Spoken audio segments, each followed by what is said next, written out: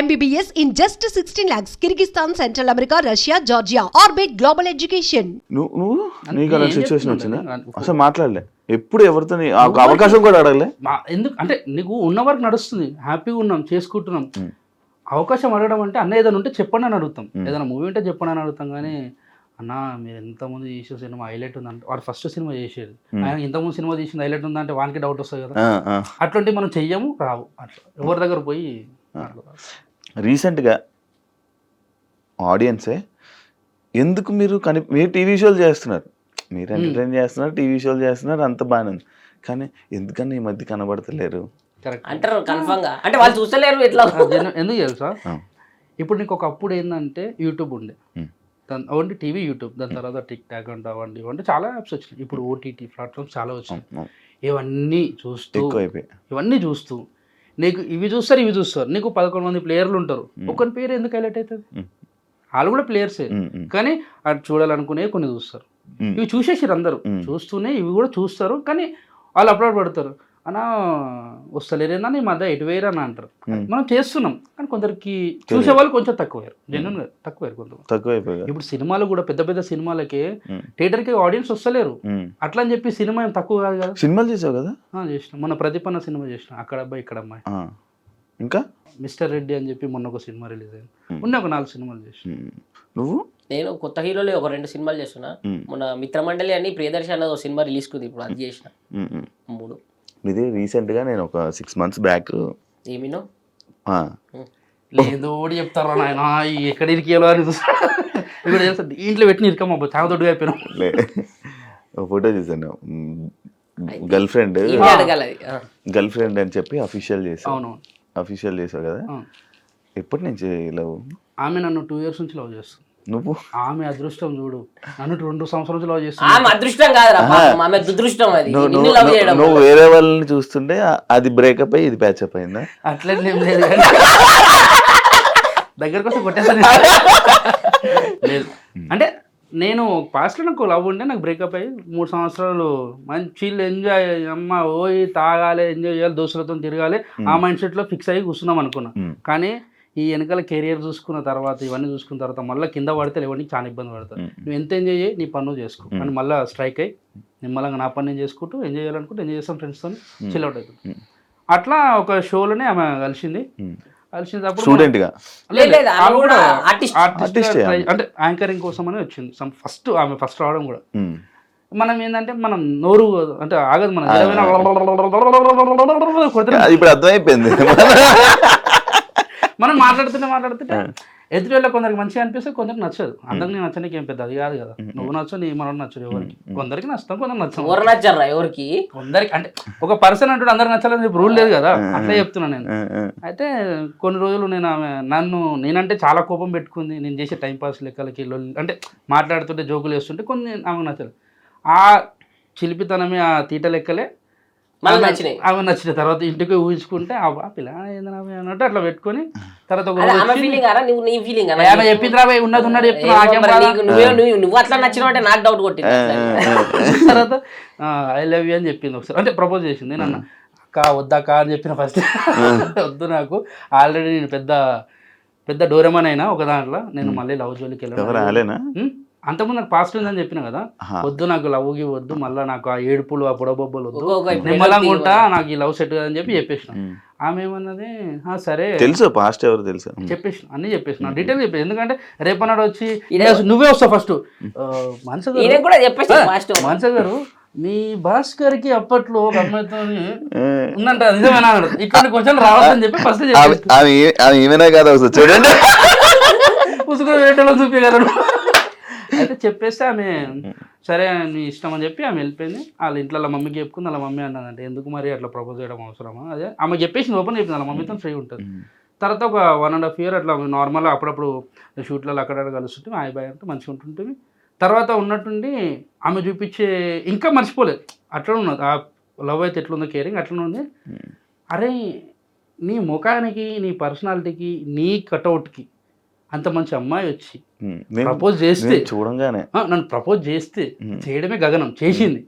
చేసిన తర్వాత నువ్వు మూతవారి అని తీరు వద్దు, నీ పాస్ట్ నా పాస్ట్ అని చెప్పి పెద్ద పెద్ద మాటలు మాట్లాడి ఇంటికాడికి వచ్చి అద్దంలో చూసుకుంటే నన్ను నేను తిట్టుకుంటున్నా. సిగ్గు శరం లేకుండా నన్ను నేను తిట్టుకొని ఉంచుకున్నా కూడా అవసరం అరా మంచిగా పాప ఇంత మంచిగా క్యూట్ అని మాట్లాడిందని.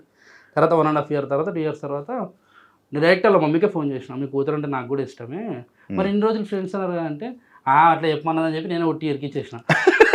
ఫోన్ తీసుకొని గట్టిగా తిట్టింది. నేను చెప్పి నా ఫ్రెండ్స్ అని ఈరోజు చెప్పిన అంటే లేదు యాక్సెప్ట్ చేసేసి అని చెప్పిన తర్వాత ఇప్పుడు టాస్క్ ఏంది, వాళ్ళ మమ్మీకి చెప్పింది, వాళ్ళ మమ్మీ ఒప్పుకుంది. మా మమ్మీ ఒప్పుకోవాలి కదా ఇప్పుడు ఒప్పుకోలే.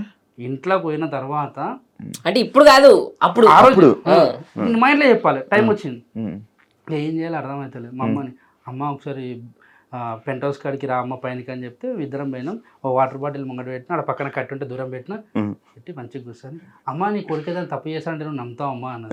నమ్ముతారా అన్నది. మైండ్ ఖరాబ్ అయింది. నువ్వు తీటగా నువ్వు రైదని చేస్తావు అట్లా కాదు చెప్పేది అంటే చెప్పంటే నన్ను ఒక అమ్మాయి ఇష్టపడుతుంది అంటే తీ బంక మాటలు అన్నీ వేసి కింద లేచిపోతున్నావు. నమ్మతలేదు, నాకు పడ్డదంటే నమ్మతలేదు. అమ్మతోడే నన్ను ఒకరు ప్రేమిస్తారు, ఆ పిల్ల పేరు మానస అని చెప్తే మరి అన్నకి చెప్పినావా అన్న, లేదు నీకు చెప్పినాక చెప్దామని అంటే మరి ఒకసారి అన్నకు కూడా చెప్పు, వాళ్ళకి ఇష్టమైతే మరి మాట్లాడదాం అది అన్నది.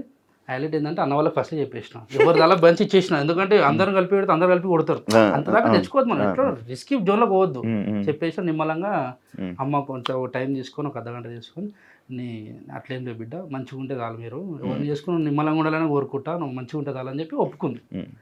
అమ్మాయి అప్పుడు ఇట్లా మింగిన సాటిస్ఫాక్షన్ అయినా. ఏం మింగినావు? గొంతులు ఉండేది ఒక భయం ఉంటుంది, అది మింగేసిన లోపలికి ధైర్యం వచ్చేది. డైరెక్ట్ ఫోన్ నా బేబీ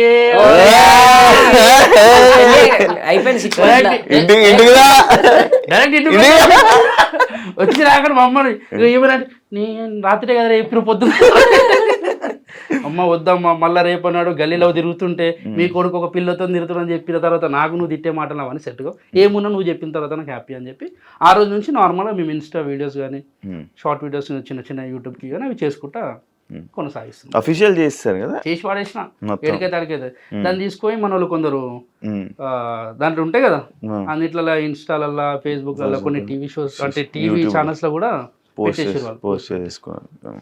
మరి మీ ఎక్స్ చూస్తే బాధపడుతుంది చెప్పిన ఆమెకు కూడా చెప్పేసిన. మరి ఇంటికి పోయి కొత్త ఇంటికి కూడా వస్తే ఓపెనింగ్ అంటే నువ్వు లవ్లో ఉన్నావు అంటే ఆ జెన్యున్ లవ్లో ఉన్నావు, ఎందుకంటే నువ్వు వద్దనుకున్నావు నేను వద్దనుకున్నా, మనం ఇద్దరం అంటే ఆమె దృష్టిలో నేను చెడు కాదు, నా దృష్టిలో ఆమె చెడు. ఫ్రెండ్స్ వీళ్ళిద్దరు తెలుసా? వాళ్ళిద్దరు ఎవరు వీళ్ళు మాట్లాడుకుంటారా ఇప్పుడు కూడా?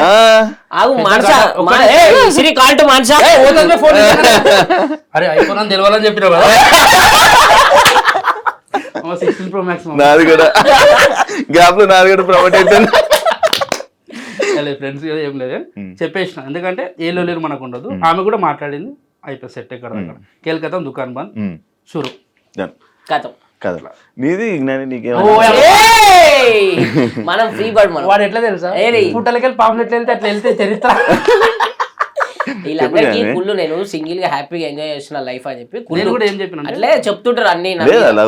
ఏం లేదు కదా, నేను ఒకసారి చూసాను నీ ఫోన్, నేను ఒకసారి నీ పక్కన ఉంటే ఒక ఆమె ఫోన్ చేసింది, అరే ఉండరా బేబీ వస్తున్నాను చేస్తాను బయట ఉన్నాను పార్టీలో ఉన్నాను మళ్ళీ చేస్తాను రా అని చెప్పి సైడ్కి వెళ్ళి మాట్లాడి వచ్చాడు. నేను వెనకే ఉన్నాను చూడలేదు. పబ్బుల సైడ్కి వెళ్ళి మాట్లాడి వచ్చింది. పబ్బులో కాదు బయటే.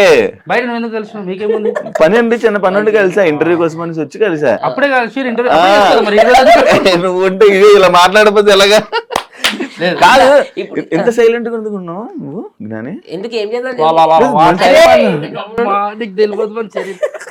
చెప్పు చెప్పు చెప్పు. ఏం లేదు చరిత్ర చిందిస్తావు వాడి కోసం బొట్టు పెడుతూ తిలకం. ఆడి వల్ల ఇప్పుడు నిరుక్కున్నావా? ఏంటిది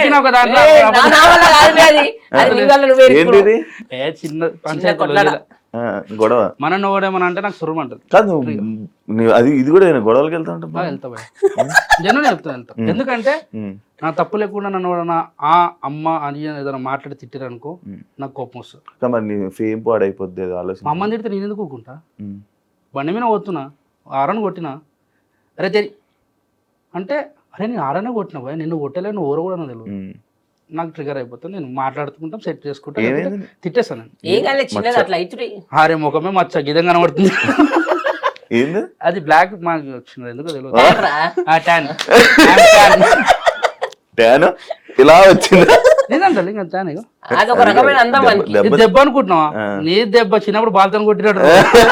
అరే అందమని చెప్పబే అది. నాకు ఇది మరక ఒక రకమైన ముఖ్యమైన గుర్త ముక్కెందుకు ఇట్లుంటది కదా ఇప్పుడు. అంటే అందుకే ఎవరిని తిట్టదు. అమ్మ ఏమని తిడితే కోపం వస్తుంది. మనం ఇప్పుడు మన సర్కిల్ మంచిగా ఉంటుంది భయ, ఏ గల్లీలో అయినా గుర్తుపడతారు. ఇప్పుడు ప్రజెంట్ ఇక్కడ ఉన్న ప్లేస్ లో కూడా మన ఫ్రెండ్స్ ఉంటారు. అన్న ఇట్లుందా అంటే తప్పకుండా వస్తారు. కానీ వాళ్ళు వస్తారు అని చెప్పి ఎగరం మనం. ఎవరిని చూసి ఎగిరే అవసరం మనకి లేదు. నిమ్మలంగా మంచి విషయాన్ని పిలుచుకుందాం, గొడవలకు వద్దు అనిపిస్తుంది. కానీ ఎవరు తిట్టుకోకపోతే హ్యాపీ. అంటే అమ్మని తిట్టొద్దు, మనం తిట్టుకుందాం. మన ఫైట్ ఉంటే మనం తిట్టుకోవాలి, అమ్మలో తిట్టొద్దు.